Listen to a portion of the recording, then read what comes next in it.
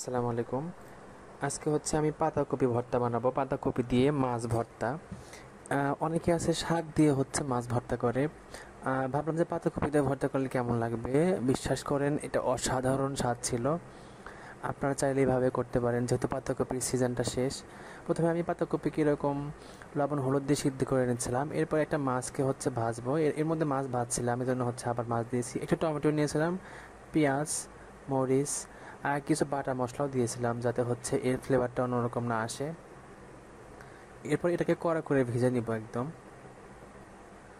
মাছকে উল্টে পাল্টে ভাজতেছিলাম। আমি এটা দুইভাবে করব, একটা হচ্ছে পাতাকপি দিয়ে মাছ দিয়ে ভর্তা একটা, আর পাতাকপি দিয়ে মাছ দিয়ে টমেটো ভর্তা একটা।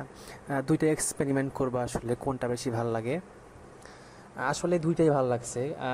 টমেটো ছাড়াটা বেশি ভালো লাগছে, মাছের যাতে স্মেল ব্যাড স্মেল না আসে সেজন্য হচ্ছে আমরা এর মধ্যে কিছু বাটা মশলা অ্যাড করেছিলাম। বিশ্বাস করেন, আসলে এটা ভালো খেতে ছিল।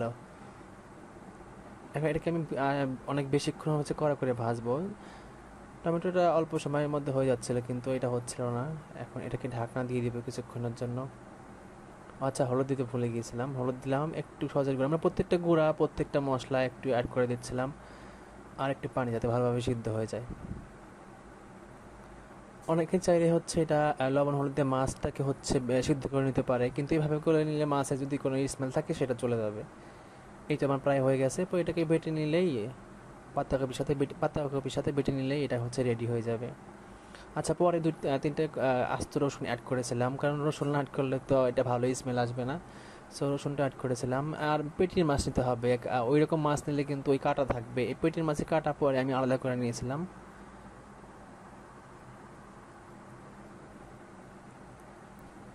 আমার প্রায় ওগুলা হয়ে গেছে, আমি তুলে নিচ্ছিলাম। এরপরে হচ্ছে পাতাকপিটা বাটায় বেটে নিব।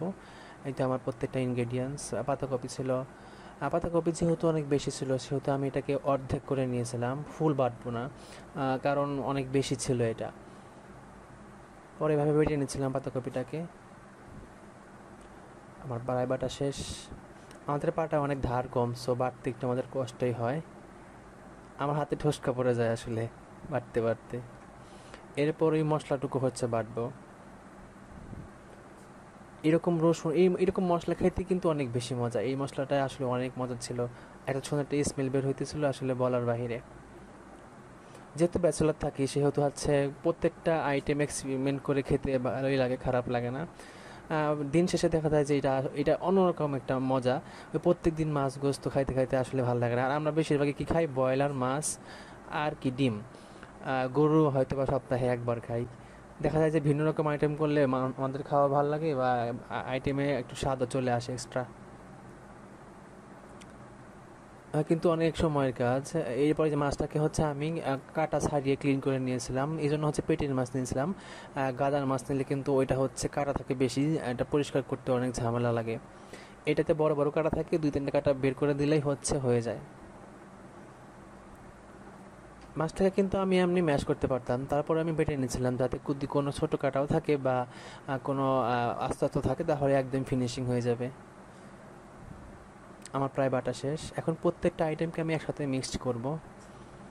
যারা মাছ খায় না তাদেরকে এভাবে হচ্ছে যদি দিয়ে দেন, তাহলে অবশ্যই তারা খাইতে মানে খেয়ে ফেলবে, বুঝবেও না আসলে এটা কী খাচ্ছে, কিন্তু অনেক মজা করে খাবে।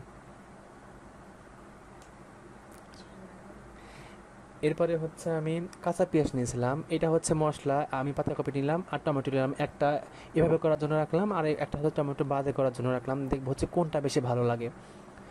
টমেটো ছাড়াটা আমার কাছে বেশি ভালো লাগছে, টমেটো একটু টক টক হতো, ওইটা এমন ভালো লাগে নাই।